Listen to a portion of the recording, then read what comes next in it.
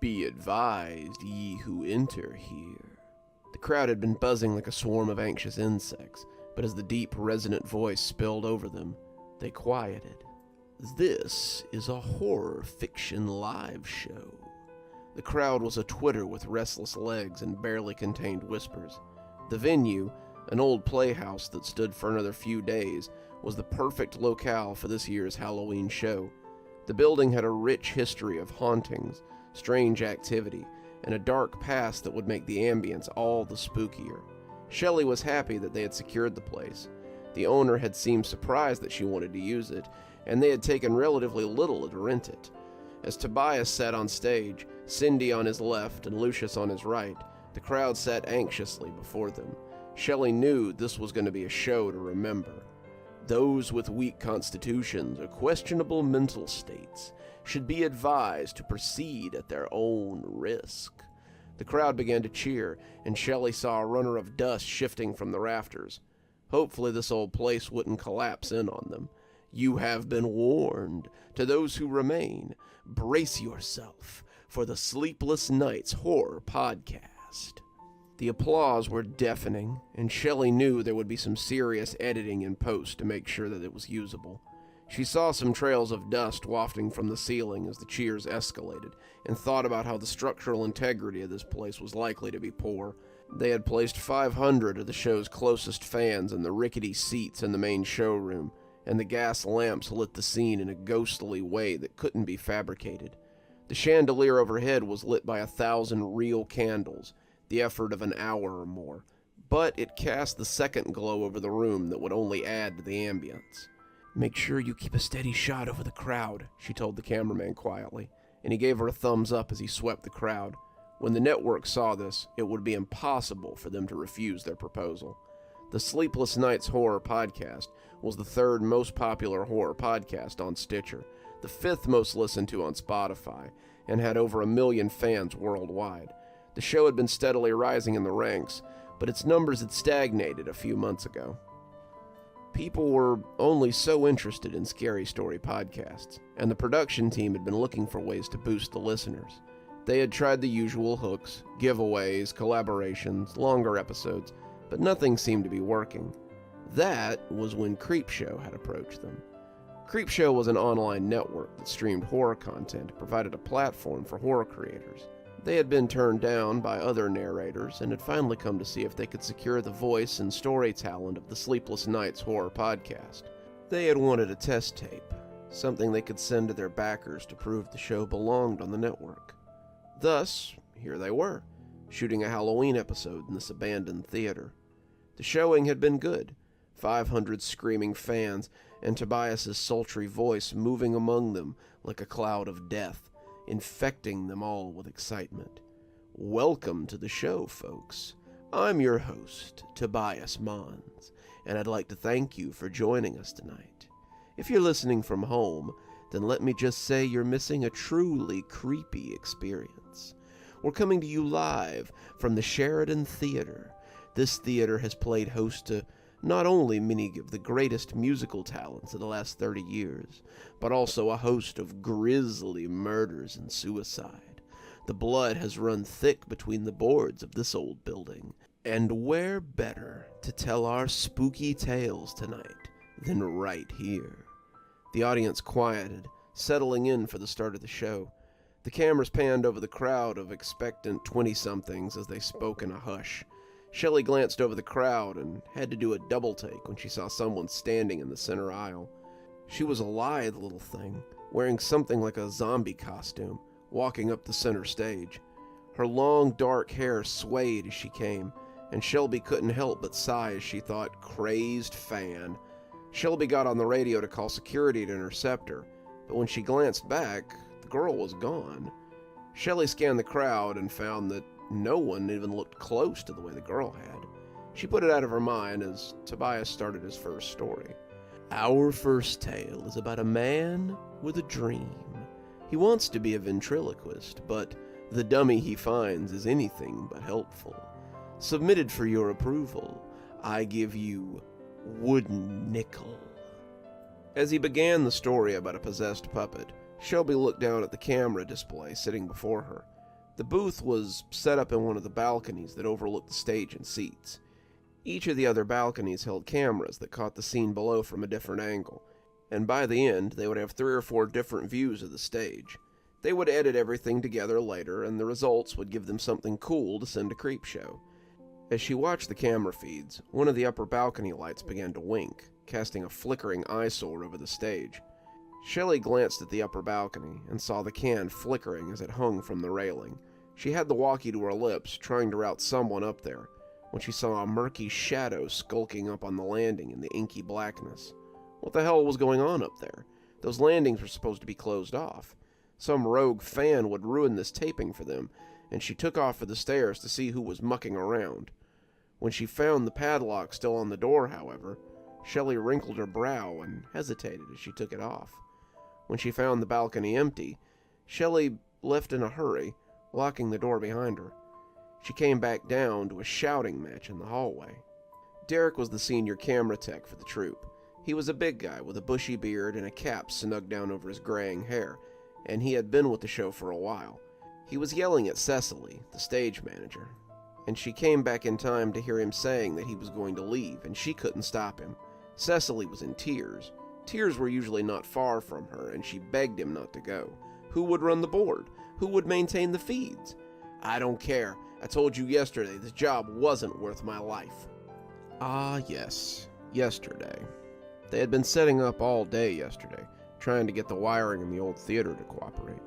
The old theater had never been intended to run the equipment they were bringing in, and they had run the cables from the van and started setting up nonetheless.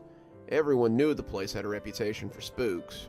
It was supposed to be one of the most haunted places in the city. By the end of the day, everyone in the troupe found out it was well-earned, too. It started as things seen out of the corner of the eye. They were things easily ignored, until later, when you had time to think about it. Derek had seen something, too, and he told Paul and Mark to help him search the building earlier that day. It could be a homeless guy, he said, and we don't want to be jumped on by some meth head while our backs are turned. They spent the first hour searching the building, from attic to basement, but found nothing but an angry cat and some wasps in the rafters. When they gave the crew the all clear, those who hadn't searched milling about the alley next to the theater, everyone got back to work. Shelley would still catch things out of the corner of her eye, though. Shadows, slight movements, but she brushed it all off as nerves. She had grown up hearing stories about this place, and it was only natural that she would be a little nervous here. When they broke for lunch, Paul had already been talking about seeing someone on the theater floor. Everyone told him he was nuts, but he was adamant that he had seen someone down there. I was hanging lights in one of the balconies, and when I looked down, I saw this woman walking towards the stage. She was holding her stomach, staggering like a drunk, but before I could call out to her, she just disappeared. They brushed it off, saying the dust or the lights were playing tricks on him, but after what Shelley had seen earlier, she couldn't help but wonder. Derek's accident had happened near dark. Shelley had been setting up the stage when she heard a loud crash and Derek's bear-like yell. He had fallen into the railing on one of the boxes, the rail cracking and threatening to spill him. He was breathing heavily and looking around frantically as Shelley stood looking at him. He seemed unable to push off the rail, unwilling, and wouldn't move until Shelley and Mark came up there to get him. He was sitting then, shuddering and looking furtively around. He looked terrified. "What happened?" Shelley asked, and when she tried to touch him, he shuddered away from her. "Someone tried to attack me," he stammered, pointing to the shadow area behind the door of the box. "I turned to leave after setting up the cameras, and it was just standing there on the balcony. I thought it was one of you at first, but it weren't right. It was like a person made out of shadows. It was wearing a suit and a hat, smiling this huge, horrible grin. And then it laughed. It burst out of it, and it came towards me. Its laughter sounded like the roar of a wildcat, and when it opened that smiling mouth to try to eat me, I almost fell through the railing as I backed away. When I looked back, I was scared it was going to bite my face, but it was gone." He wouldn't go back in after that. He left for the day, and the 3 of them had to finish the preparations. It was good and dark by the time they were done, and they were all glad to be gone. None of them had seen any of those inky monsters that he talked about, but they had all seen some weird stuff out of sight. Paul had lost his cell phone, too. He had laid it down on a banister and turned to find it gone. He had given it up as lost, only to find it sitting on the front stoop when they left. Mark swore that he had been pushed, almost tumbling down the stairs, but said it could have just as easily been a loose board as a ghostly hand. Nothing too weird had happened to Shelley, but she made a mental note not to be here by herself. This place just had an aura about it. An aura that was still working on Derek, it seemed. Shelley stepped into the conversation just as Derek was about to storm past Cecily. "What is going on? You two are yelling much too close to the cameras." "I saw it," Derek said, shuddering as Cecily looked blankly at him. Cecily may not have known what he was talking about, but Shelley found herself glancing around. "Where?" "Upper balcony. I saw the lights flashing and looked up to see what the problem was. I saw it up there, staring down at me and smiling. It stared at me for nearly 2 minutes before it just melted away like mist." Shelley shuddered without meaning to. He was describing the balcony that she had been on not 5 minutes ago. "Derek, I need you to go back to your post." Derek bristled. "The hell I will. That thing tried to kill me yesterday, and if tonight goes off without a hitch, none of us will ever need to worry about this kind of crap again. This is a stunt, Derek, a grand gesture to show the network that we mean business. We have an hour left, maybe an hour 30, and we're out the door. I need you to keep it together for that long. Can you do that?" Derek stared at her icily, but finally nodded. "For the show," he breathed. He turned and left Cecily and Shelley standing in the hallway. "What's he talking about?" Cecily asked, completely lost. "He had a bad experience last night. Stay with him, please," Shelley begged, wanting this to go well. Cecily nodded and went to keep Derek company. Shelley went back to the control booth. She came in just as the story reached its midpoint, and the audience was making appreciative noises. Tobias's voice rolled over them, Cindy and Lucius providing minor roles when needed. Tobias had always been the show's draw. Tobias had a voice that made people long for the darkest of dark and the worst of the worst. Tobias could tell you how a monster ripped your face off and slaughtered your whole family, and you'd still put it on before bedtime so you could drift off to his sultry voice. Creepshow wanted Tobias. Of that, Shelley had no doubt, and they would get him if she had anything to say about it. When the phantom breeze blew across her ear, she felt herself shudder like a cartoon character. Shelley turned, thinking that Paul or someone was being funny, but there was no one to be seen. That hadn't been an errant breeze, Shelley thought as she put her hand to her ear. As she looked around, Shelley felt she could almost hear a rattling laugh on the breeze, like leaves scuttling across pavement. Someone had blown on her ear, and it had smelled foul, like unbrushed teeth and tobacco. She turned back to the console, a second shudder creeping over the first. This show couldn't be over soon enough. 10 minutes later, the story ended and the audience erupted into applause. I hope you enjoyed that story as much as I did. It's always good to learn that I'm not the only talking head out there. The audience chuckled politely as they murmured amongst themselves. Our next story is about a phone operator who gets a call from someone a little out of their long-distance plan. Led by Lucius Moore, I give you No Name, No Number. Tobias came off stage, and Shelley went down to talk to him. He was leaning against the wall when she got downstairs, Lucius making his way through the story on stage. Shelley could see Tobias's face lit by the ghostly light of his cell phone and the infernal light of the menthol cigarettes he liked. He was smoking, a habit that Shelley had been trying to break him of. She wrinkled her nose as she directed him outside, reaching out to take the cigarette. "This place is enough of a death trap without you trying to burn it down," she chided quietly. He rolled his eyes, but followed her out. "How's it going out there?" she asked when the stage door was shut behind them. "Amazing. The crowd loves this. This place." He spread his hands out towards the old building. "I can't believe you got a place like this. The ambience and aesthetic are perfect for something like this. I could almost believe it's really haunted." Shelley found herself wishing she believed it a little less, but just nodded along as he continued. "Hey, can I make a change for the next story?" Shelley raised an eyebrow. "We've had the stories listed online for weeks, Tobias. People expect to..." Yeah, I know. I want to read all of them, but this story is trending right now, and I think we should read it. It's seasonal, and I think it'll play well. Maybe we can add 15 minutes to the show for it?" Shelley made a noise that he must have found familiar, and Tobias laughed. Don't worry. If it bombs, we can cut it for the Creepshow promo. I think it'll do well, though. Shelley sighed and nodded. Okay, Tobias, but tell it last, okay? Maybe it's a special bonus story or something. He smiled. Thanks, boss. You won't regret it. He turned out to be very wrong on that account. She came back in to find Derek waiting for her near the door. I can't stay. It's stalking me. I gotta... Shelley took a long look at Derek. He was rattled. This bear of a man was rattled by something he had seen here. He was looking around squeamishly, fearfully, and Shelley was surprised when she took him by the shoulder and pulled him down to her eye level. Derek, nothing is out to get you. Now I need you to go back to your station and finish your job. But, she drew his face very close to her. Derek, you're perfectly safe. Now let's go.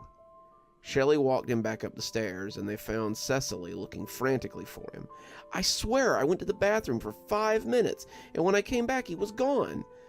Keep an eye on him, Shelley told her, pushing him maybe a little harder than she needed to.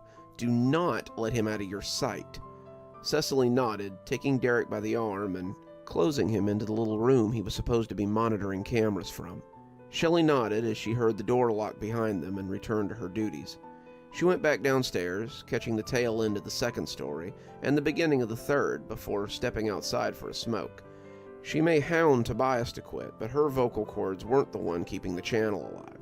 This whole experience was nerve-wracking as hell. She couldn't imagine having to run another one of these. Luckily, Shelley thought, she wouldn't have to worry about that kind of thing after tonight. Someone else would be responsible for these sorts of things, and Shelley could go back to just managing the show. A sound like long nails on slate turned her, and Shelley found herself looking into the eyeless, smiling face of a horror. It stood in the doorway, its body an undulating spot of human-shaped darkness. Shelley felt the cigarette fall from her numb lips as they made eye contact. What eye contact you could make with a creature that lacked eyes. Was this what Derek had seen? Had this thing lunged at her in a dark theater, Shelley would have never set foot on the grounds again. How Derek had talked himself into returning to this place was beyond her. The creature moved ever so subtly, and Shelley watched the door slam shut in her stunned face. She spent the next few minutes yanking on the door, pounding and screaming to be let in. No one answered, though. So she walked around the building, trying doors and yelling at windows. The windows refused to budge, the doors had zero give, and when Shelley tried to call Derek, Cecily, Paul, or anyone else, the calls went straight to voicemail. What the hell was going on in there? Why wouldn't anyone answer her? Surely someone had to hear her with all the noise she was making. When the screaming started, Shelley turned to the building with a cold dread building in her stomach. The screams didn't last long, though. The screams became a kind of laughing as she sat there listening. She called the police. At least she tried to. The police would come. They had to come. They were the people you called for help. They had to come when you called. Shelley didn't know what the police could do against these smiling, shadowy creatures, but she was certain that it would be more than she could. When 911 went straight to voicemail, Shelley knew that this was something different. That's when she remembered the stream. Maybe if she could bring it up, Shelley could find out what was going on inside. If nothing else, maybe she could find some way to fix it. She went to the van and opened her laptop, tapping into the stream easily enough. There was a 10 to 15 minute delay in the video, and perhaps she could use it to see what was happening inside.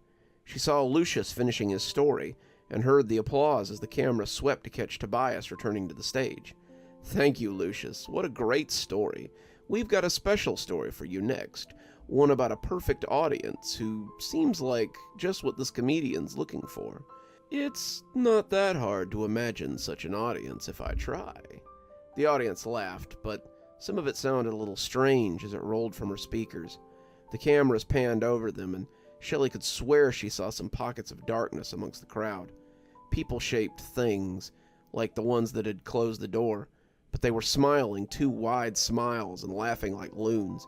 This next tale is called The Perfect Audience, and it will be read by yours truly, me. He began the story, and Shelley almost imagined she could hear the door slam in the background. He had just gotten started when Shelley heard the strange, canned laughter crackle from the speakers. It was quiet, background noise, the kind of laughter you hear on a sitcom, but she could hear it under the words as Tobias read on.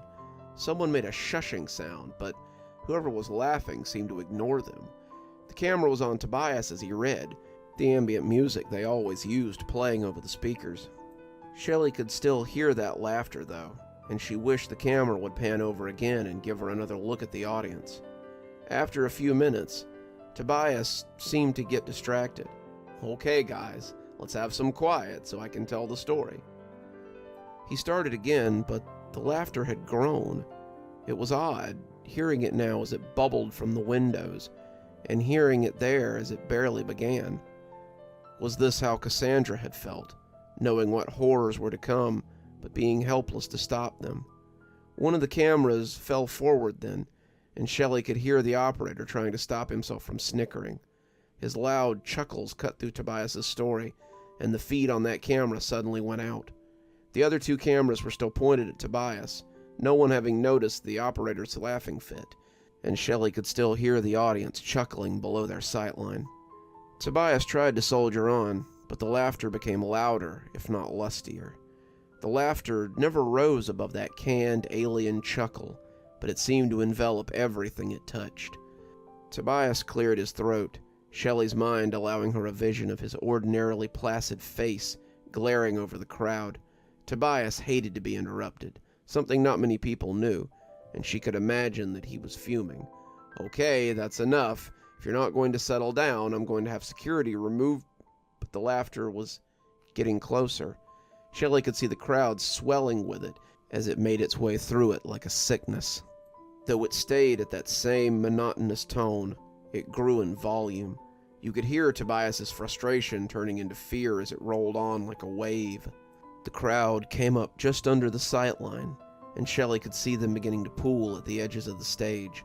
The low light hid their faces, but her imagination treated her to a brief glance at the inky black faces and two big teeth of the creatures that she had seen.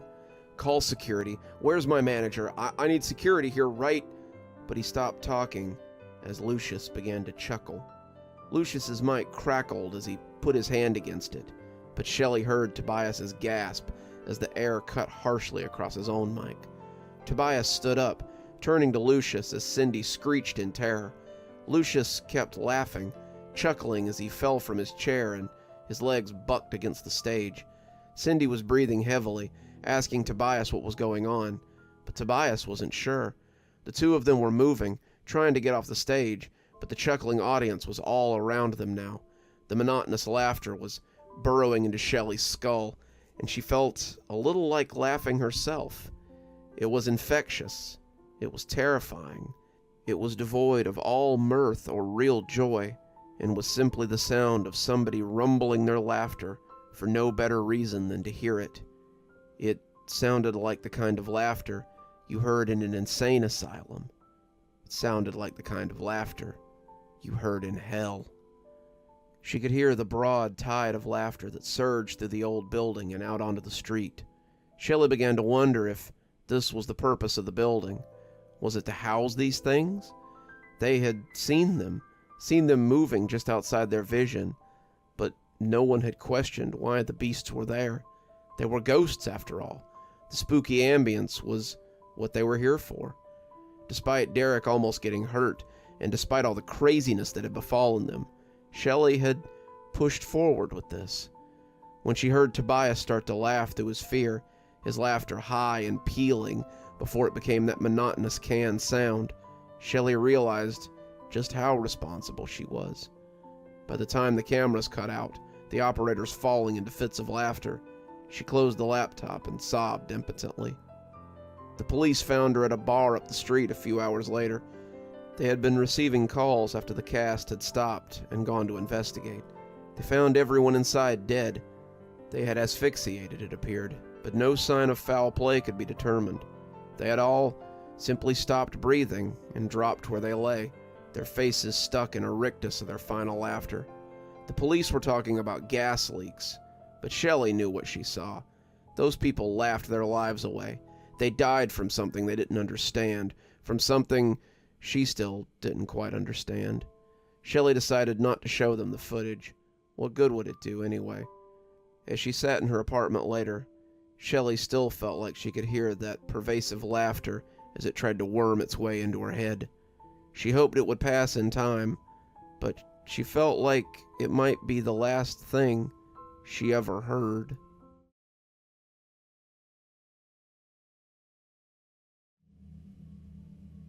I sat across from him, looking into the eyes of this insane, sane young man, and wondering why I was here. "Mr. Murphy, do you know why I'm here today? I've been a therapist for nearly 15 years, and I like to think that I've seen a lot in that time. Every therapist has war stories. The clients you help and the situations that sprang from them create a rich tapestry that you can really only talk about with other therapists. I've worked with the police for the last 5 years, creating profiles and helping them get in the minds of serial killers and other undesirables. It's fascinating work, but this was the first time I'd ever been called to a case like this. I'd been called by the police to prove the guilt of a man found too insane to stand trial in the first place. You're here to prove that I'm competent enough to be put to death." He said this as though he were saying he wanted a Coke and a Big Mac for dinner that evening. I sat across from him, making notes on my steno pad as he rattled his chains and sat attached to a chair that had been welded to the ground. The staff clearly felt he was a danger to me, but I felt no less safe with him than I had with any other client. Patients rarely try to hurt their therapists, despite it being a bit of a trope. Patients usually see us as a surrogate father or a missing source of attention that they ultimately strive for. Less than 30% of patients ever try to hurt their doctor, and in my circle, it was less than 10% among therapists that I knew. I was about to become part of that minority, though I didn't know it yet. I turned on my tape recorder and sat it between us. "Are you sane enough to be punished for your crimes, Mr. Murphy?" The man sat accused of killing 7 young women before his breakdown in court. He sat across from me as placid as a mackerel. He looked very different from the mugshot that was in his file. His crew cut had been replaced with a short, bristly buzz cut, and his suit was now no better than pajamas and house slippers. On his contemporaries, these garments looked like the trappings of a mental defect, but on Murphy they appeared as natural as the pajamas he might wear at home. He wore them comfortably. They did not hang off of him as though they were only there to cover his modesty.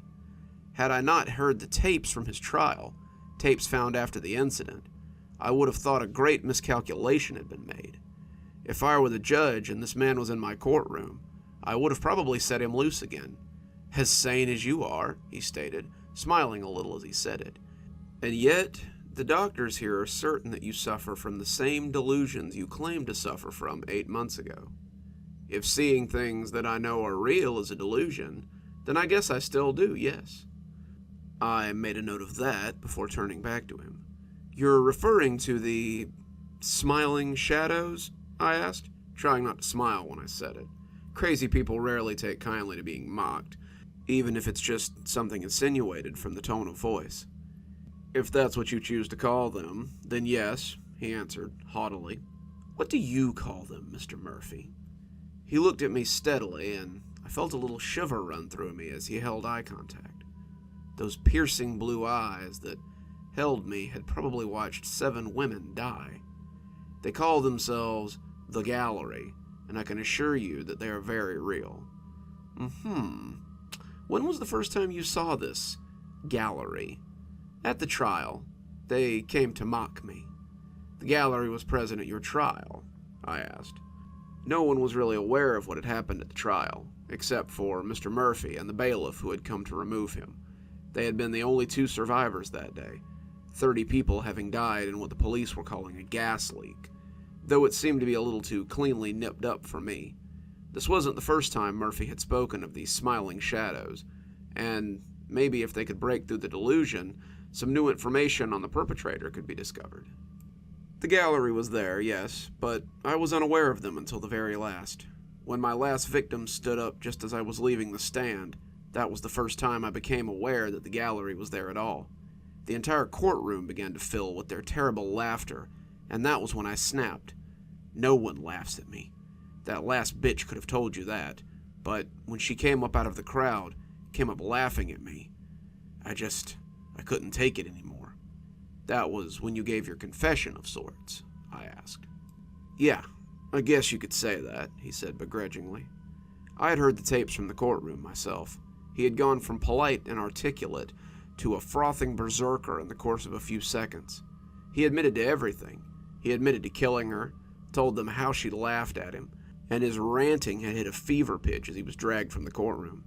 The judge had tried to call for order, but a soft titter of laughter could be heard from the stand just before the tape had abruptly gone off.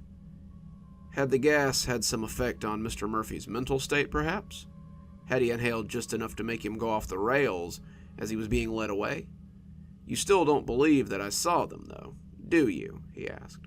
I shrugged at him. Are you seeing them now? I am, actually, he said, looking at the corner just over my shoulder. In fact, this was their idea. The gallery wants you to be sent to death row, I asked skeptically. As a matter of fact, they do, and so do I. They want me to be sent there so badly that they're willing to break their cardinal rule. Oh, and what might that be? Apparently, they don't just appear to anyone, Mr. Murphy said. They're very selective about who they choose to reveal themselves to. That time, though, is coming to an end. They're getting ready to show themselves to the whole world, but there are still places that are hard for them to get to. Old places, places of power, places where they gain more power. If I have to trade my life, a life outside of this nut house, then I will do so gladly. I nearly scoffed at him. What leads you to believe that I will find you sane? With this sort of behavior you're displaying, I think this place might be the best spot for you. Because you're not a man of faith, are you, Doc? You're a man of facts. And there's no way that you could keep me here in good conscience if you knew they were real. In that highly unlikely situation, I suppose you're right, I said. Well then, Doc, I guess I've just got one request. I looked up curiously with dread for what it was he meant to ask me. Turn around and say hello. He was smiling as he pointed to the corner behind him, and I snorted a little laugh, deciding to play along with him. I turned my head slowly, expecting to see nothing more than an excuse to leave him in the puzzle factory for a good long time. I never guessed that I would see a reason to admit myself sitting in that corner. My steno pad fell to the ground, making a sharp clack as it did so. It was hunched in the corner, down on all fours and leering at me in a perverse way. Though the lights were on, it almost seemed to exist in a pool of murky light. Its smooth, dark head was devoid of eyes, its nostrils looking like they had been bored with a power tool. Its arms ended in long claws, its legs in a toadish splay of feet, but its teeth were the worst. Its grin was skinned back, no lips to cover those shiny white teeth, and they looked almost too big for its head. Though it never opened its jaws, I could hear it emitting a low chuckle, like a laugh track in a sitcom. The laughter was perverted, unclean, like the owner was just making the sound because it knew that people were supposed to like laughter. It sounded like the laughter of brains too mad to comprehend laughter properly. Sounds like the laughter you hear in hell, don't it, Doc? Murphy asked, and I jumped as I remembered that he was still there. How? How did you do that? I asked, unable to take my eyes off the creature. Me? Oh no, you don't seem to understand. They live here. They like this place. They can rattle the chimes of anybody in here for as long as they need to, and get whatever it is they live off from us. Fortunately for me, they can't or won't do it. I won't work as food for them, so they decided to make a deal. They whisper to me at night, telling me what I have to do, and so I've done it. Now you know I'm not crazy. You know that I'm as sane as any other inmate in Stragview. You can't, in good conscience, leave me here with these normal crazy people. I might take advantage of them, or hurt them like I hurt those girls." He smiled as he said it. That smile told me all I needed to know about Murphy. He was as sane as any garden variety sociopath, and he belonged with his own kind. Still, I really didn't want to give him what he wanted. What if I told him that you are insane, and that you have to... The shadowy thing was in my ear, a clawed finger sliding over my throat as it breathed oozy words into my unwilling ear. "Then we drive you to this place some night, and let him make you his next victim." Murphy shrugged. "It's not as if I can't convince someone else to sign off on the paperwork. Why not save yourself a lot of trouble, eh, Doc?" As I lay here in my bed, after having escaped that hellish place, I can't help but shake as I remember my weakness. He smiled at me as they let him out, thanking me for getting him out of there. He went away pretty meekly for a man going to the needle. It didn't change things, though. They may not be waiting for me in the dark corners of my room, but I can still see their grinning faces when I close my eyes. As I left, I saw them all around me, milling about, making their way between their charges. I can't unsee them, but I'm afraid they will haunt my mind forever.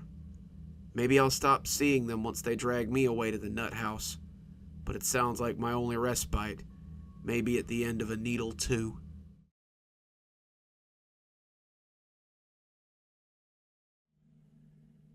I had been at Stragview for about 2 years, but only stationed in J-Dorm for a few months. Murphy was going to be my first execution. After spending some time shuffling through one dorm or another, I was glad to finally have a permanent station, even if it was the Deathhouse. J-Dorm had a bad reputation, and I was one in a long line of officers to work there. It would just be me and Sergeant Banks, who'd been in J-Dorm for a whole 6 months longer than me, and the two of us had spent the last couple of weeks following a chore list and making small talk. With no charges to house and watch, we were not given orderlies to clean for us. So it was, day in and day out, that we cleaned cells, mopped floors, and made sure every nook and cranny was spotless, just in case someone important should come down. When someone did, it was to tell us that our first inmate would be arriving on Wednesday. When I saw that it was Alex Murphy, the murderer from the TV, I was excited. He'd murdered all those women, and then been the only survivor of his own trial, besides the bailiff who'd escorted him out. The CCTV footage had cut out just as he'd been drug out of the courtroom, and hadn't come back on for about 10 minutes. When it had, the whole courtroom had been nothing but bodies slumped over seats and lying in aisles. No one had been wounded. No one had been harmed in any way. The coroner had said it was asphyxiation, their stomach muscles making him think that they either laughed or screamed themselves to death. The Alex Murphy that had been dragged out of that courtroom was very different from the one I saw let in now. I was standing at the J-Dorm doors and saw him led up the center road by a pair of officers at his arms, and 4 more hovering around like an honor guard. The yard had been cleared before he'd been allowed past the center gate, but the warden was clearly taking no chances. The state paid big bucks for housing and eliminating death row inmates, and the warden did not want Murphy's death to be premature. I stepped back inside, standing by the door to his temporary home, cell open and spotless. I thought to myself that he was much smaller than he had been on TV. Murphy was barely 5 feet in his prison Crocs, and didn't look like a man prone to visiting the gym. You'd have never thought a guy like that would be capable of doing the things he'd done, but I suppose that anything was possible. His honor guard stayed outside, and the 2 officers who'd let him in took him to the door of his cell. He bent down then, knees on the tile floor, as they removed his ankle chains. As he stood up, I put a hand on my gas, expecting that this would be when the trouble would start. He would come charging up, spitting and lunging and trying to get one last shot in before the doors closed. He was good at hiding it, but I'd get a good look at the lion who mauled those women just before I coated his eyes in hot gas. Instead, he stepped inside and let me run the door closed, stepping close to the door so I could unlock the black box chain. Once unlocked, he sat down on his bunk, arms slack and legs slightly spread, and began staring at the wall like it might give him an answer. I passed the desk, taking the black box and chains to the storeroom, as Sarge went to talk to Murphy. He introduced himself, telling him what he could expect while he was here. Turns out that all Sergeant Banks really wanted was for him to be quiet, eat his meals, take his shower every night, and not give him any trouble until it was time for him to get the injection. I heard most of this as I sat at the desk going over paperwork. Our desk was on the floor, so we could look down the row of 8 cells, and as Sarge came back up the row, I saw he was shaking his head. He blew out a breath like a horse as he sat down, dragging Murphy's file over as he prepared to fill out the appropriate bits. "Man, this guy is spooky," he said, shivering at the words. "What do you mean?" I said, looking up from the logs. "I mean, usually when you're giving an inmate the welcome to my dorm and don't screw up speech, they nod or talk or something. Murphy just sat there, staring at the wall. Didn't even acknowledge I was there." You think it's an act?" Banks shrugged. "Guess we'll see." Our shift was unique amongst the Stragview staff. Banks and I were on 12-hour shifts, but instead of 6 a.m. to 6 p.m., we were 8 to 8. We arrived, fed breakfast at 8:30, cleaned, watched our charges, conducted rec twice a week in the cage out back, passed out laundry, fed lunch at 1, handed out mail, handled call-outs or doctor visits, showered at 6, fed dinner at 7, and handed the reins over to Officer Kutch and Officer Danzy, who kept watch through the night. On Tuesdays and Thursdays, I worked by myself, so Banks could have a day off. On Mondays and Wednesdays, Banks worked by himself, so that I could have a day off. We would do this for 6 months. Then we would be asked if we wanted to continue, if the need arose. When we had no charges, I was cycled back to the compound, and Banks would hold it down by himself. It was supposed to be tedious work for the most part. The first day is the only time I remember it being boring. We spent the first day filling out paperwork and being ignored by Murphy. I pushed a bag lunch through the flap at noon, but he just kept sitting there staring at the wall. I asked if he wanted rec, but he ignored me in favor of the wall. After asking a few times, I finally just walked off and went about my business. As I walked towards the desk, I thought for a moment that a small shadow moved beside the leg of the chair I was about to plop down in. I shook it off and got back to work. J-Dorm was old, built out of cinder blocks back in the 50s, and it had a lot of weird shadows and shrouded areas. I got back to my paperwork, pushing the thoughts away as Banks hummed tunelessly on the desk beside me. When I offered Murphy a shower later, I noticed the bag was still on the floor, and he was still staring at the wall. I just walked off, not wanting to get between him and whatever bug or stain he was watching. I told Banks we should call medical to look at him, but he waved it off. The guy, he said, had been here less than 24 hours. He'd spent the last 8 months in the puzzle factory, and had been found sane enough to be put to death. He had no lawyer, wanted no appeal, had been sent here after driving his therapist insane. You'd probably be a little funny too, with a track record like that, Banks told me. When I slid his lunch bag in an hour later, I winced as it crinkled against the first bag. When Officer Kutch came to relieve us, I told him about Murphy and suggested he keep an eye on him. Banks was already at the door, trying to get home to see the end of the baseball game, and Kutch said that he would let me know if anything changed. I left with Banks, and we parted ways in the parking lot. I went home, ate dinner, and went to bed, knowing I'd be up at 6 a.m. so I could be at my post by 8. When Kutch called me at 10, I rolled over groggily and grabbed my phone. "Hello?" "Hey, it's Kutch." I could tell that something was off right away. "Thought you guys told me this guy was catatonic." I rolled up on an elbow, wiping sleep from my eyes as I pressed the phone against my cheek with my shoulder. "Not exactly. He's just not all there, I think. He spent the whole day staring at a spot on the wall. Well, he spent all night laughing. Like, creepy laughing. Listen. I heard dead air for a moment, but there was something over the air. When I picked up on the little echoing titter, I wondered if he were watching TV at the station. I wondered how he had managed to sneak a cell phone in or a portable TV through security, since we had no computers. "You hear it, right?" Kutch asked, coming back on. "It's been happening all night. It's not even really laughter, it's that damned can laughter, like on a sitcom. Every time I yell at him to cut that shit out, he's just sitting there staring at the wall. I'm going to leave an extermination order for Henderson to get a crew down here, too. Can you get Banks to sign off on it?" "Exterminator? What needs exterminating?" I asked groggily. "Pretty sure we got rats, buddy. I've been seeing little things scurrying around all night. They seem to like Murphy's cell. I guess maybe they were living there before he arrived?" I made an agreeable noise at him, but I hadn't noticed any vermin leavings at all. We'd cleaned those cells top to bottom, and I'd never seen so much as a piss puddle or scatter of mouse turds. It was a recent occurrence if he was seeing rats, but I made a note to get Henderson down there with some poison tomorrow. I told him good night and went back to sleep. Kutch looked a little rattled when he handed us his log the next day.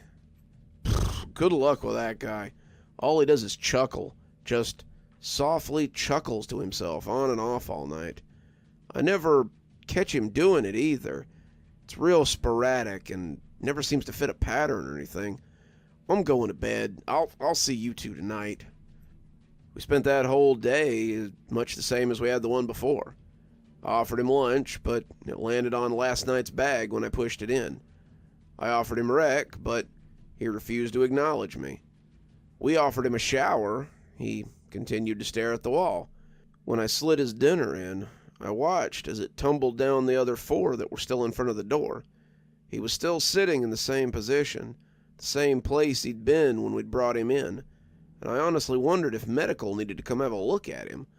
Sarge just said that he would eat when he was hungry, and that he must have been drinking because he hadn't passed out yet. When Kutch came in to relieve us that night, I left thinking that Murphy would never make it to execution day. He would starve to death long before that. By the end of the first week, we had opened the door to sweep the unopened bags out into the hallway for disposal. Medical agreed to come see him, but they never showed up. This was pretty common, and I remembered how hard it was to get inmates seen by medical in confinement if they weren't actively bleeding to death. Murphy went right on staring, right on not speaking, and it appeared that Kutch had been right about the rats. The Deathhouse was full of shadowy corners, and I would stop several times a day to squint at a moving shadow or a skittering something that moved just out of sight. They always seemed to operate at the corners of my eyes, just out of sight or wavering in a dark corner that would be empty when I arrived.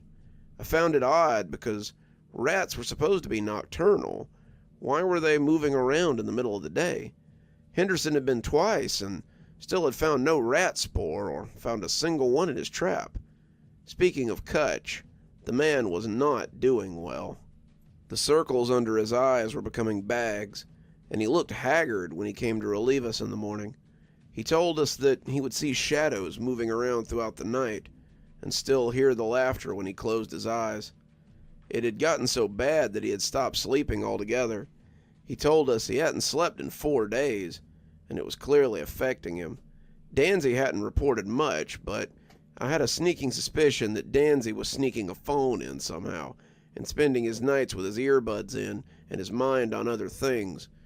It seemed that Kutch was the only one getting the full brunt of Murphy's strangeness.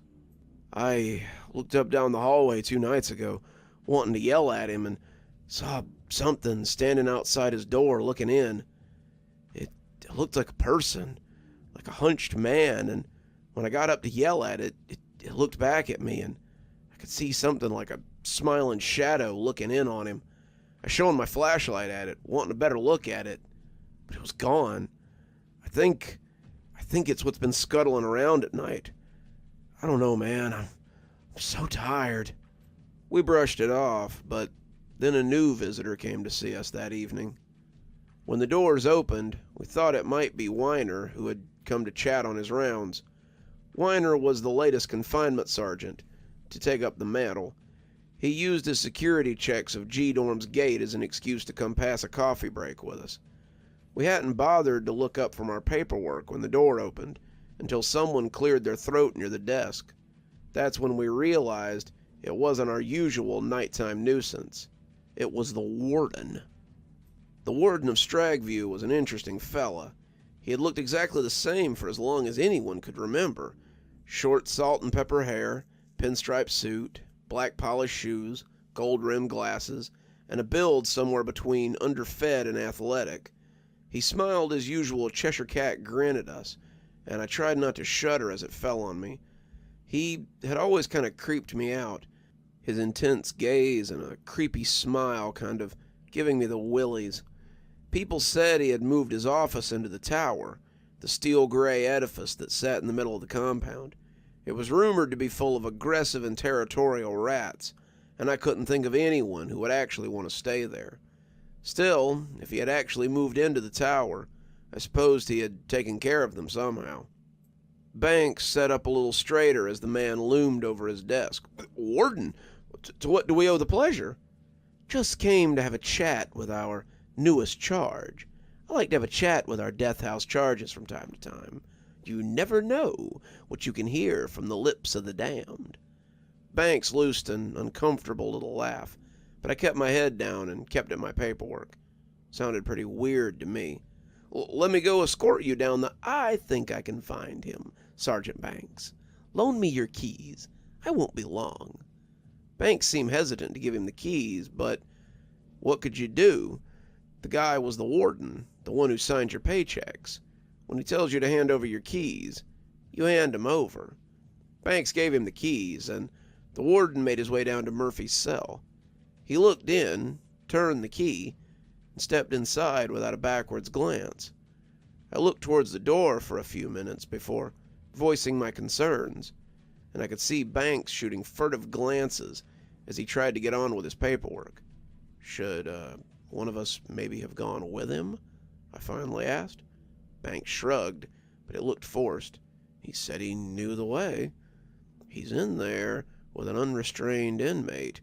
If he gets hurt, and they see us just sitting here doing nothing, it'll be our jobs." Banks furrowed his brow, but finally shook it off and went back to his paperwork. "We don't question the warden. It's best to just let him do what he's here to do." That seemed to settle the matter. He was still there an hour later when I went to drop off Murphy's dinner bag. As I approached, I could hear a low but very angry voice hissing from under Murphy's door. It didn't carry well, and if I hadn't been right there, I likely wouldn't have heard it. The warden seemed to be haranguing Murphy for something, and Murphy was saying nothing in response. "I know you've brought them here, young man. I know they walk the halls of my prison, and if I find that you've brought them here, I'll make what the state can do to you look like a slap on the wrist."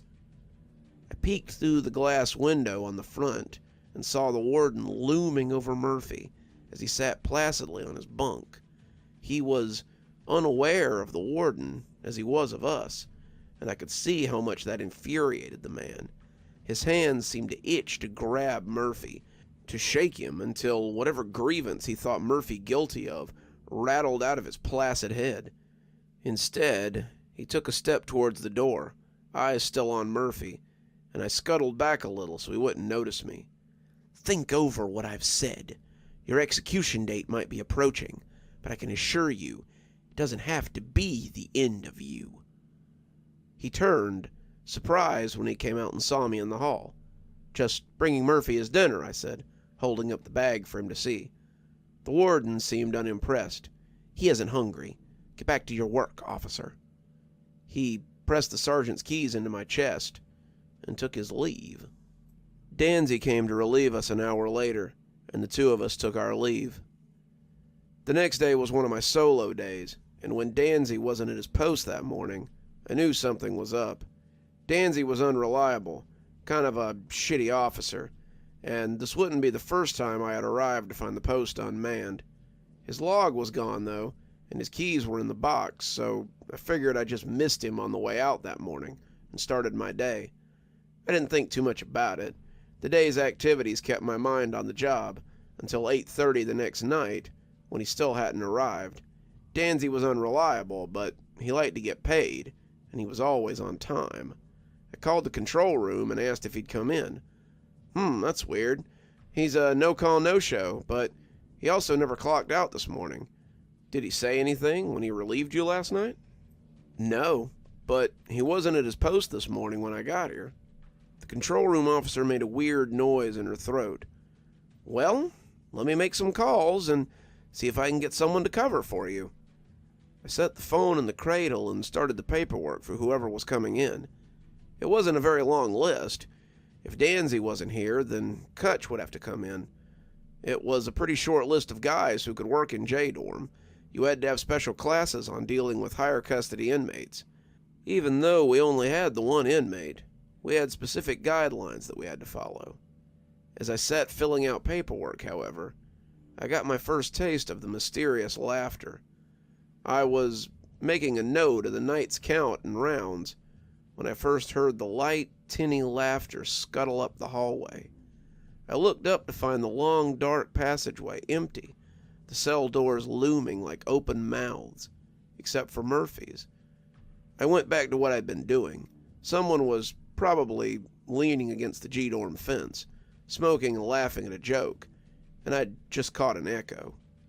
When I heard it again, though, I stood up and called out down the hallway. Was someone playing a joke on me? Surely Danzy wouldn't have hidden all day just to play some elaborate prank. Would he? I stood up and walked down the hall, looking in the empty cells to be sure I was alone, except for Murphy. I checked in on him and found him still sitting in the same place he had been all week. He never blinked, never moved, just sat there on the bed and stared at the wall, like his mind had snapped. I went back to the desk, intending to finish the start of shift paperwork, when I heard the phone ring.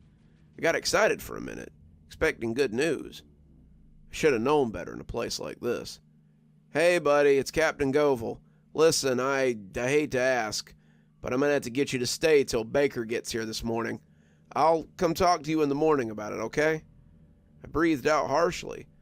Not really, boss. I've been at work for going on 14 hours. If I stay the night, I'll have been here for 24 hours, which I'll get in a lot of trouble for. Don't worry about that. Warden says we can work something out there. Officer Kutch isn't answering his phone, and we can't get up with Officer Danzy at all. You're the only one as of now, other than Baker, who can work in J-Dorm. And if these two don't come in tomorrow, we may have to move your schedules around for the next few weeks. I really need you to help me out, buddy. Can you do it? I told him I didn't seem to have much of a choice, and he thanked me and hung up. At that point, I figured I'd have a nap during the wee hours of the night, and to hell with who found out. Clearly they couldn't fire me. I was suddenly very important. It sounded like I might need to get used to working nights from now on. How naive I was back then. An hour later, the laughter rattled down the hall again, and I yelled at Murphy to shut up. In answer, the laughter cackled out across the dorm, and it sounded louder this time. I looked up again, about to shout a little harder, when I found my face inches from an inky something with a wicked smile. I yelped and fell backwards, upsetting my chair and falling hard on my back. I blinked, my head smacking the floor, and rolled out from under the desk as I sprang to my feet. My legs shook a bit as I rose up, and my vision was kind of blurry as I snapped my eyes around to see what the hell had scared me. But there was nothing there. I walked around with my light, snapping it into cells and looking for anything out of the ordinary.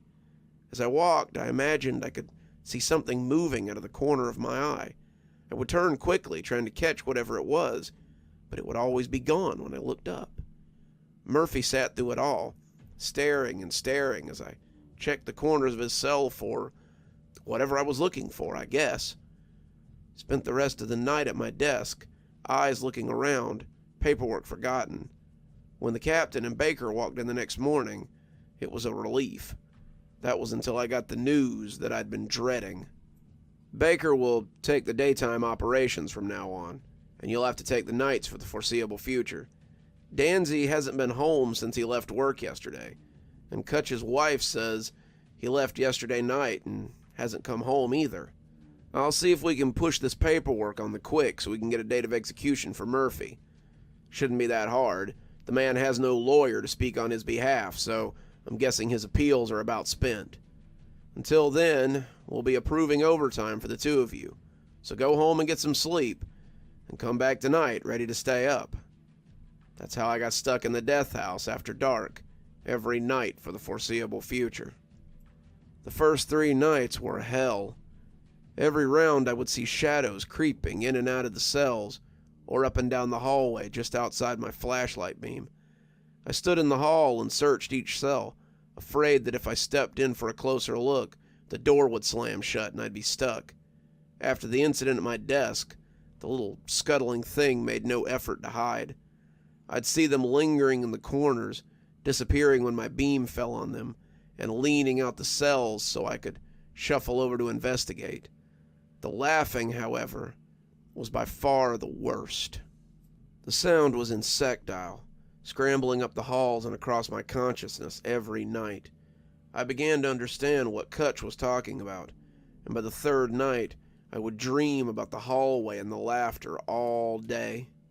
It would chase me up the hallways, the dark little smiling creatures chasing me through my dreams, and I would wake up with the covers tangled around me and my sheets soaked in sweat.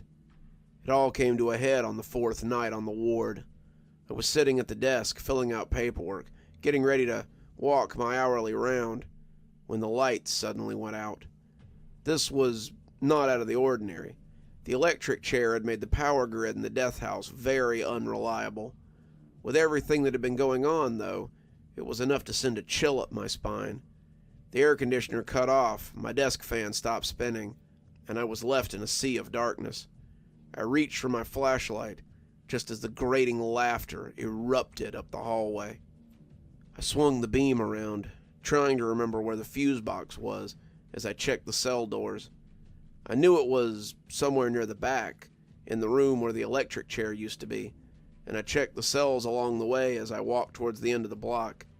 I would find the fuse box, reset the breaker, and get the lights back on. Nothing to it. Piece of cake. When I heard the cringing, canned laughter scamper up the block on mouse feet, I shuddered all over. When one of the doors slammed shut suddenly, it was behind me. I swung around and saw the door to cell 1 still twitching a little in its frame. When I came up to Murphy's door, checking inside to make sure he was still there, I found him staring at the spot on the wall like he'd always been. As my beam stayed on him, though, I became aware of a different noise. It wasn't laughing, it wasn't chuckling, and it certainly wasn't that generic soundtrack of mirth I'd begun to dread. It was a plopping, like a drip from a faucet. As I watched, I saw the saliva drip from Murphy's slack mouth, soon to be followed by another one. In the light of my flashlight, it seemed to be black as tar as it shivered into the puddle on the floor. When he turned his head, his lips lifted in a grotesque smile. I could see the tar bubbling from between his teeth like a water hose. It cascaded down his prison shirt, staining the fabric black as it puddled in his lap. He heaved, beginning to giggle as the tar burbled from his throat, his neck bulging as the gob slid out of him. As it puddled on the floor, I could see it taking shape, and it began to rise and pulsate as the ooze lifted into a gelatinous man-thing. It looked like a human ink stain, and when the smile creased its face, I heard Murphy's watery laughter explode out like a burst pipe. He sounded like a person laughing in an insane asylum. He sounded like someone laughing in hell. I couldn't remember when I started running, but I could almost hear that black tide behind me. The water spilled from him. Was it water? Or was it ink? I could hear it slapping against the floor, flowing into the empty cells, and slamming the doors shut behind it as it chased me down the hall. I entered the execution room a second before it, the door crashing shut behind me like a cannon shot. I spun the light around frantically, looking for the box, and finding it just behind the old executioner's grate. The man who threw the switch had once stood there, and now I leapt behind it and threw the panel open. I flipped the breakers at random, hearing pops and seeing sparks, and when my boots became sodden, I started flipping them a little less at random. It crept up my legs, and I felt hands grabbing my knees as it rose. I dropped my flashlight in the panic, and it looked like a light shone through a blanket as it descended into the muck. It rose up my waist, my sides, and had just come up under my armpits when I threw the right switch, and the light shone to life with a vibrant hum.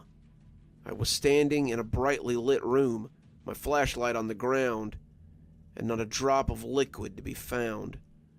I walked hesitantly back to my desk, looking in on Murphy to find him staring at the wall with a clean uniform on, and I sat down to wait for daylight.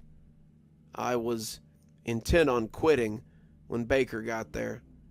This is undoubtedly what had driven Kutch crazy, maybe even what had disappeared Danzy, and I wasn't going to spend another night being freaked out by this crap. I'd written up my resignation letter on the back of a log, and as the sun crept up, I prepared to hand it to my boss. Maybe they would just reassign me, I hoped, and not right out fire me. I needed this job, and the thought of losing out on a career was enough to make me rethink it. Even so, I wasn't about to have another night like last night. I stood up as Baker entered, letter in hand, but he never gave me a chance. Great news. They moved his execution date up. It'll be this Wednesday. God, I didn't know how much longer I could do these 7-day work weeks. But only 2 more days. A night for you, I suppose. Think you can handle that, partner? He looked so relieved that our 7-day work weeks were almost over that I folded the paper up and put it in my pocket. 1 more night. Yeah, I believed I could handle that. Little did I know that the main event was yet to come.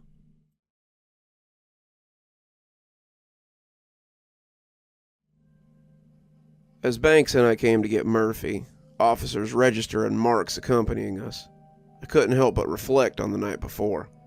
He was still sitting on his bunk, the indention he would leave likely to be the only lasting proof he was ever there at all. When we told him to come get cuffed up, he obeyed meekly. The black box went on, his hands shackled before him, and when the door opened, Murphy looked the picture of a dullard. I could see a small glob of peanut butter at the corner of his mouth, the only meal I had ever seen him eat while he was here, and Banks wiped it with a napkin before he led him down the hall towards the killing floor. As he walked, I couldn't help but think about the night before. The night before Murphy's execution had been eventful, but not in the way I had expected. I hadn't wanted to work another night in the Deathhouse, but after seeing how excited Banks was for the end of our 7-day work weeks, I couldn't cheat him by quitting on him. I smiled and told him that sounded good before grabbing my stuff and heading home. The last thing I wanted to do was sleep right now, but I knew I would need some rest if I was coming back tonight. I would need my wits about me for the final night. When I finally got to sleep, I was plagued with nightmares. I knew I needed to sleep, but I kept shaking myself awake with dreams of that oozing sea. In my dream, the lights never came back on. In my dream, the water just kept rising and rising. It would fill my screaming mouth, my nose, cover my eyes in darkness, and hiss at me as I drowned in it. I would come awake, struggling for air, and fall back asleep to be chased anew by that dark tide. When my alarm went off at 4:30, I desperately wanted to throw it across the room. Banks was waiting for me with a list when I got to work. 1 more night, buddy. After tomorrow night, the warden says we won't need a night detail here anymore. We can just lock the wing up when we go home at 6 p.m. Aside from your usual cleaning, can you set up some chairs? The warden said we'd have to manage the setup since we didn't have orderlies yet. If you set up 10 on one side, I'll set up 10 on the other side when I come in tomorrow. Also, I'm sure he won't eat and he won't answer you, but you can ask Murphy if he wants his last meal or not. I shuddered. I don't really want to talk to him if I can help it. Banks shrugged. At least let the cameras see you go over and talk to him. I'll see you in the morning, all right? And with that, I was alone. I put off talking to Murphy for as long as possible. I set up the chairs, unfolding all 20 and placing them in front of the long glass window that showed the observers the inside of the killing room. They had once called the whole area the killing floor, but now the showroom had shrunk to a 20 by 20 box with an upright bed that looked like a cross. We would strap Murphy to that bed tomorrow, pump him full of chemicals, and the state would celebrate our humane and ethical murder of Alex Murphy. He deserved it, of course. I couldn't deny that as I set up the chairs. He had murdered those women in cold blood, and their families would likely show up tomorrow to see that justice was served. I was as far from anti-death penalty as it got, but it seemed like hypocrisy to treat it like anything but what it was. We were killing someone who needed killing, plain and simple. Don't church it up with needless morality. I cleaned the warehouse as best I could, even wiping down the glass observation window, before moving into the main hallway with a mop and bucket. I looked down the hallway then, down the rows of cells, and blinked rapidly as I tried to dissipate the moving shadows. They were clambering up the walls, scuttling in and out of the cells, peeking into Murphy's cell like children at a zoo. They all lived at the corners of my vision, but they saw no need to hide now. I'd seen them after all, and I guess there was no point being subtle. I put my back to them, mopping down the hallway. I cleaned the well-polished linoleum, someone having recently shined it up, and mopped each cell along the way. I propped my bucket in the door, just in case they decided to try to lock me in, and kept my keys close at hand. The shades were active, but they didn't hinder me tonight. They practically vibrated with excitement whenever I caught a glimpse of them. Were they anticipating Murphy's death too? If so, why? They clearly had some connection with him. Hadn't he brought them with him? The fact that I'd watched him upchuck one the night before seemed to indicate that he had. So, why were they so energetic tonight? The question made me think a little harder about what would happen tomorrow night when we shuffled Murphy loose the mortal coil. Would they let us? Indeed, if they meant to stop us, they would have done it by now. But was the prospect of them wanting him dead any better? What were these creatures he had brought with him? And why did these smiling devils want him here? I puzzled these things over as I cleaned, and it was 3 a.m. when I stepped out of the last clean cell. I looked up the hall to Murphy's door. I couldn't put it off any longer. I approached the cell, peeking in to find him sitting on the bed and staring at the same patch of wall. He'd been staring at that spot for almost a month now, his butt never leaving the spot. I imagined we'd have to throw that mat away once he left, and was thinking, why couldn't I smell him? Despite having eaten nothing, he remained remarkably unchanged. He still bore the look of a mental patient, haggard and maybe a little underfed. I cleared my throat, trying not to think of him with black fluid sliding out of his mouth, and asked the question I had been sent to ask. Murphy, as you know, tomorrow it's execution day. Sarge says I need to ask what you'll have for your last meal. It can be anything, but I need to know what you want, so I can tell the kitchen. Murphy, as expected, just sat there. I shook my head, not sure what I was expecting, and started to turn away. I'd taken 2 steps down the hall when a rusty voice creaked from an unused throat. PB, and J, please. I stopped, thinking I had made the exchange up. I stepped back to the little window and saw that Murphy had turned his head to look at me. A runner of drool slid from the corner of his mouth, and he sucked it back in with minimal effort. I tried not to shudder, tried to pretend I hadn't seen Midnight Black, and asked him to repeat himself.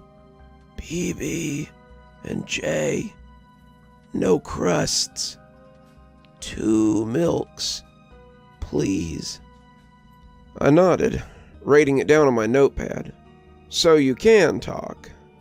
He nodded, his throat swallowing with some effort.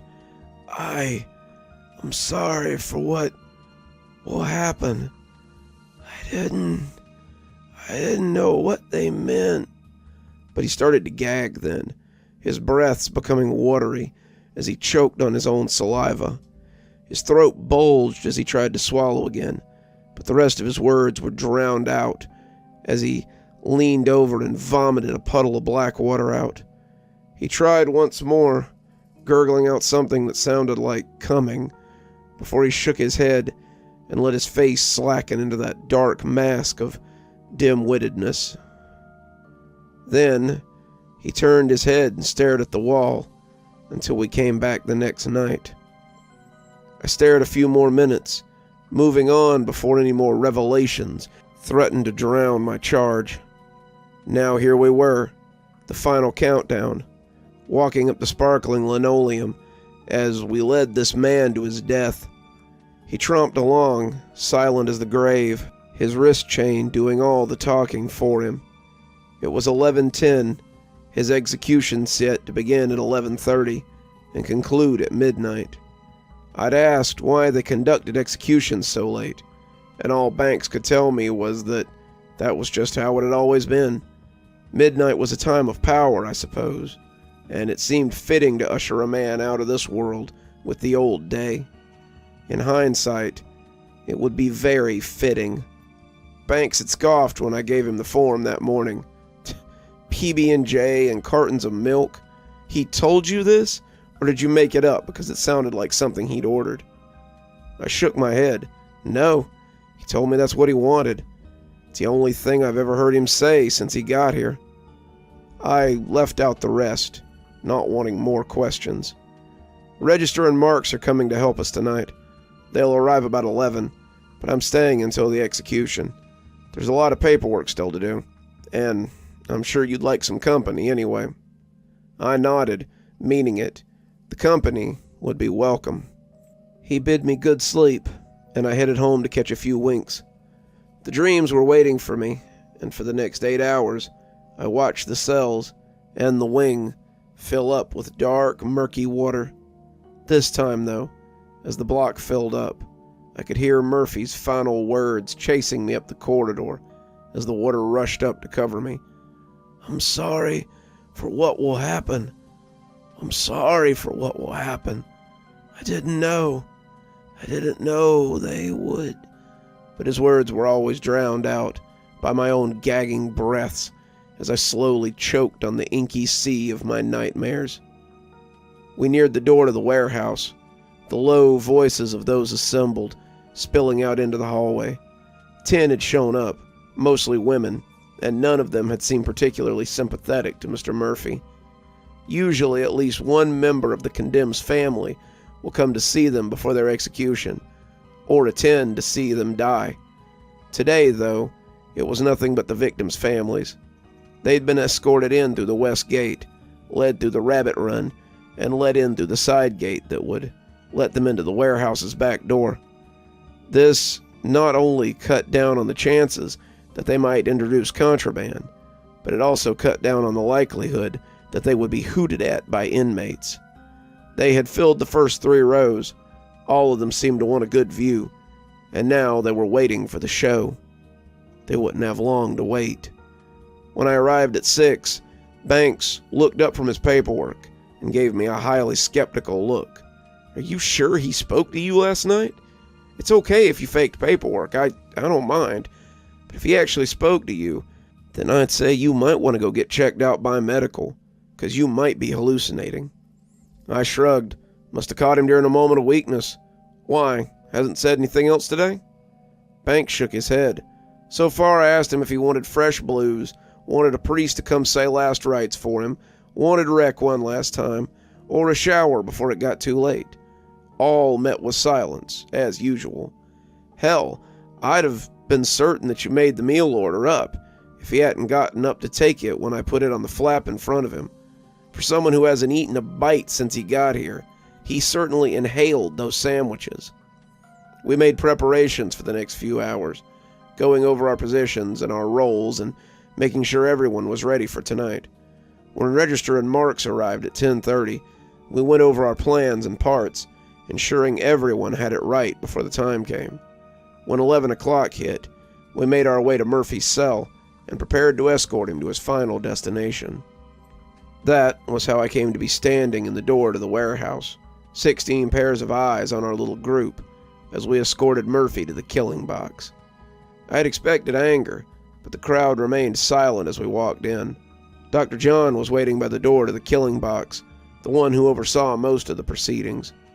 There was a time when most of this kind of thing was governed by the warden and the sergeants. These days, the doctor gave the injection, the doctor felt for a pulse, and the doctor called the time of death. He was more in control here than any of us, and we all somehow knew it, except for the grinning warden, who sat in the back row by himself. Murphy clinked along placidly as we approached the door to the killing room. As Banks and Mark stepped inside with him, Dr. John shuffled in behind them with a comical yawn. It was past Dr. John's bedtime, clearly, and he seemed to want to get this over with so he could return to bed. As we stepped inside, I watched Banks lock the door behind him, and Register and I stepped into the warehouse to monitor the spectators. This was mostly to keep people from slipping off onto the compound, accidentally getting into G-Dorm, or, heaven forbid, the compound at large. There would be another pair of guards positioned at the gate to G-Dorm, or there should be, as a two-part prevention method. But from inside the Deathhouse, that was purely speculation on my part. I took my spot by the door, watching Dr. John get his instruments ready and begin preparing the injection. There were 3, and while I was aware that they had to be injected in a certain order, that was as much information as I had. I knew they were designed to make the process less painful for the injected, but when the end result is cardiac arrest, how painless can it really be? The crowd sat expectantly, no one talking or moving, and I figured it was their first execution too. Inside the box, they had uncuffed Murphy and set him on the restraining table. His arms and legs were bound to the table, and the hydraulic lift raised it to face the crowd so they could see him perish. With his arms spread like that, I imagined with a truly blasphemous thought that he looked almost Christ-like. He is their salvation, after all, their vehicle into this place. I turned to look behind me, but no one was there. The voice had sounded like it was being whispered into my ear by someone with their lips pressed against my flesh. I glanced around with some small panic as I realized there was no one there. Register looked at me oddly, clearly thinking the execution was making me jumpy.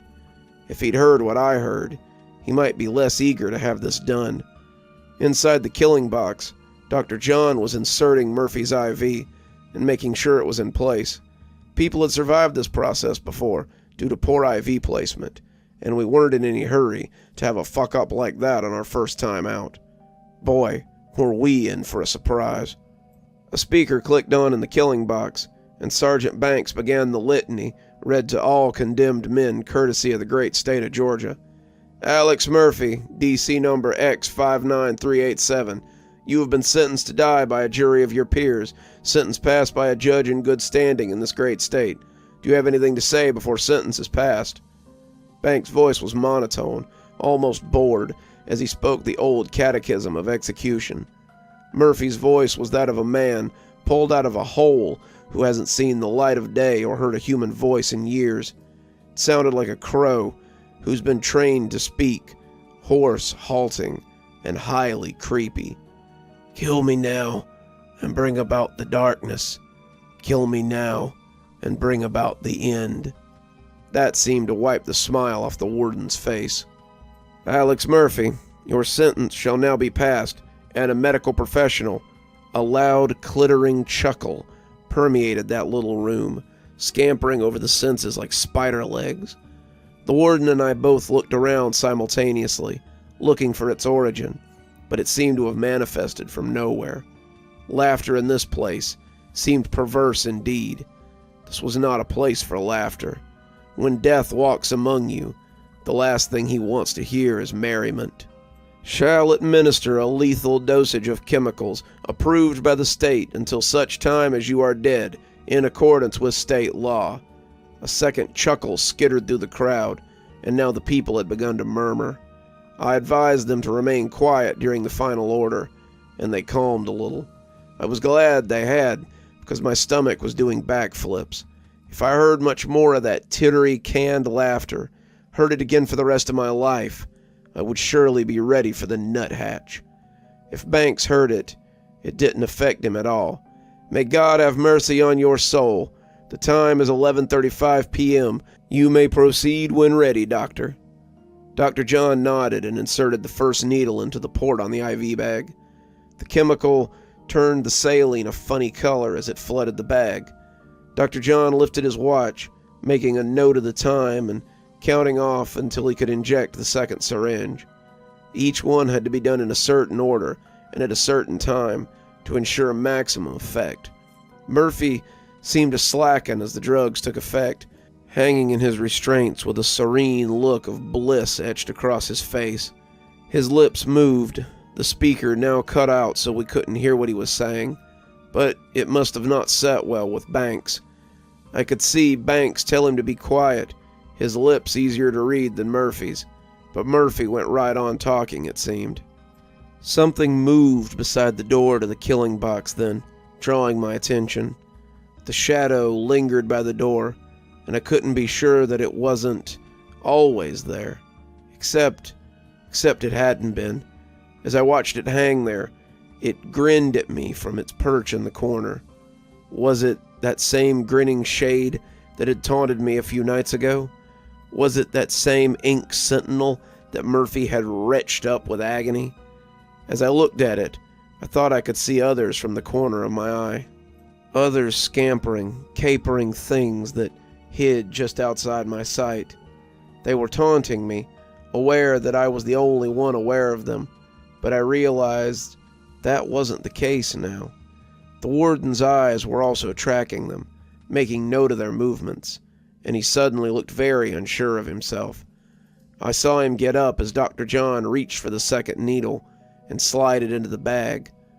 "What's he doing?" Register hissed, but I was already following him, walking behind him without fully knowing why.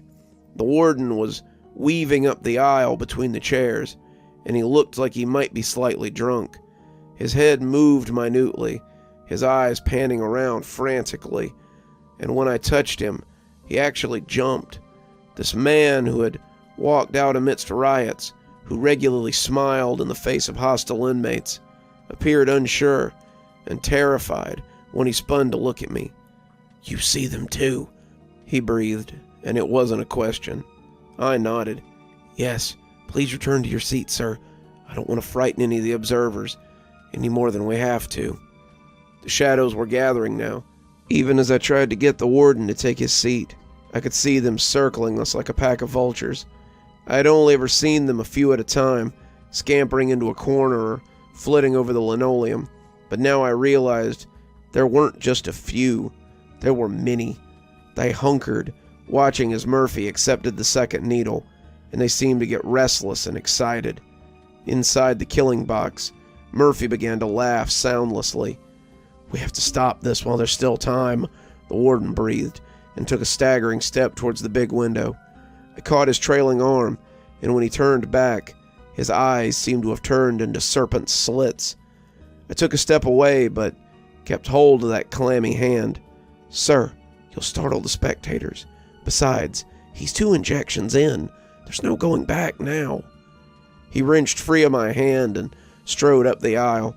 The people looked at him, murmuring louder, and some of them seemed to have taken notice of the nearly constant canned chuckle around us.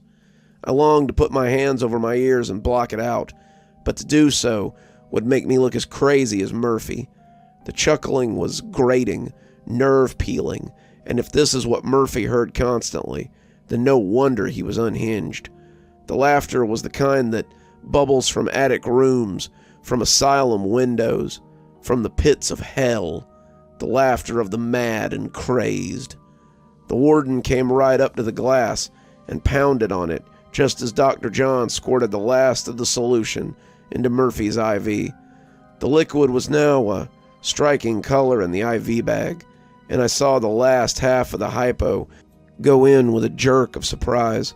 The warden was telling them to stop, telling them to halt, telling them that the execution had been canceled for now and would pick up again later. Dr. John looked at Banks and then back at the warden before leaning forward to shake his head and to press the talk button. "Sir, with all due respect, it's too late."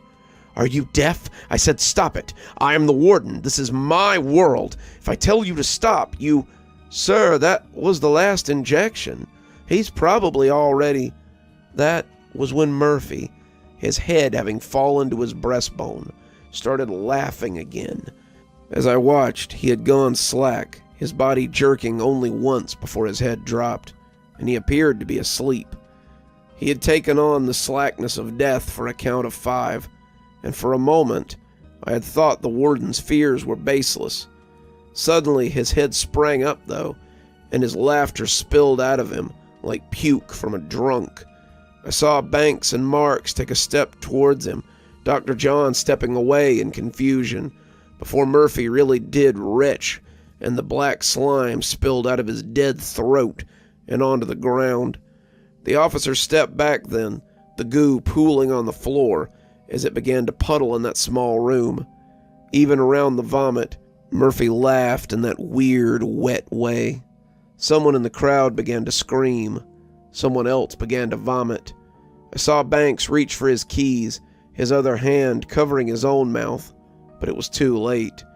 The vomit was black and inky, and it began to fill the room with a frightening rapidness. Before I'd taken a handful of steps, it was creeping up the side of the room and pooling against the glass. Banks was wading through it to get to the door, Mark nowhere to be seen now, and he grabbed Dr. John as he pulled him along beside him. The warden hissed like a cat when he saw their destination and slammed his fist against the glass. "Don't you dare! It cannot be released!" I saw many of the observers running for the doors, but Register had closed it against them. They couldn't be allowed to just run free on the compound, despite what was happening here. Register was having trouble keeping them corralled, and when I turned to help him, I heard a loud crunching from the glass. The warden was rapping his fist on the darkening glass as Banks tried to open the door. His pounding had cracked the thick protective covering, and I could see the spider cracks sliding up it as the liquid pressed from the inside. It burst, suddenly and apocalyptically, knocking the warden backward and spilling the inky dreck into the warehouse. As it crept closer to me, I began to run for the door. Some enterprising guest had seen the glass break and punched Register in the mouth, knocking him away from the door. He was leaning against the wall, his jaw swelling, and the people spilled out onto the darkened yard. I glanced back and could already see the blackness sloshing out through the hole that had made it. Murphy's head was lolling back, dreck still falling from his lips, as the room swelled with the tide of ooze. I reached down to help Register up, his eyes still riveted to the black creep of death as it started to cover the chairs, and I could see why now. The frothing pudding seemed to be sprouting hands, whole shapeless arms in some cases. They were drawing whatever happened to be in their area into them as they flowed outward, sucking it into that inky soup. The very ooze itself seemed to vibrate, the creatures being gladly drawn into the writhing mass of black pudding. I did not want to join that hellish party. When I dragged Register out, I pulled the door shut behind me, already hearing the incessant laughter bubbling up from the growing pile. The warden was once more in command of the yard, though I hadn't seen him since the glass burst. He was assuring the spectators that they had all simply suffered some kind of delusion, a gas leak or something, and everything would be fine. He instructed Register and I to get these people to the parking lot before turning back to the warehouse doors. The last image of him that I have, that I will ever have, is of him staring at that hateful building, the windows becoming glossy pools of midnight. When we got to the parking lot, I got in my car and drove. Register shouted at me, told me to come back, but I wasn't listening. The last thing I wanted to do was go back to that place, and as I pulled out of the parking lot, he slapped at my door and tried to chase me. He's gone now, left gawking in the parking lot, still a slave to Stragview. I won't be going back, though. Alex Murphy's execution was far from successful, and I don't want to know what will become of any of it afterwards. My only hope is that the tittering in my head gets quieter the further I get from the prison.